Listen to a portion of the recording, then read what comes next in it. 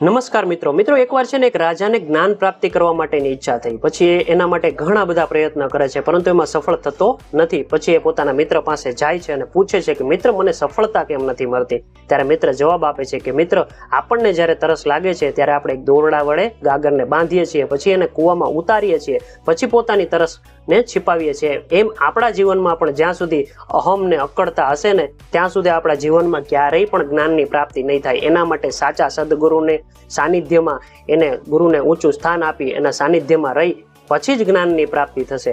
તો મિત્રો પછી રાજા એમ કરે છે, સાચા સદગુરુનું ચયન કરે છે અને એના સાનિધ્યમાં ઉચ્ચ જ્ઞાનની પ્રાપ્તિ કરે છે। સાચી વાત છે મિત્રો કે જ્યાં સુધી વ્યક્તિના જીવનમાં અહમ ને અભિમાન ને અહંકાર હશે ને ત્યાં સુધી જ્ઞાનની પ્રાપ્તિ ક્યારેય નહીં થાય। જો એના જીવનમાંથી આ નીકળી જશે તો વ્યક્તિ સફળતાના શિખરોને પ્રાપ્ત કરી શકે છે। તો મિત્રો ફરી પાછા મળશું આવી નાની પણ મજાની વાતો સાથે। જય માતાજી, જય શ્રી કૃષ્ણ।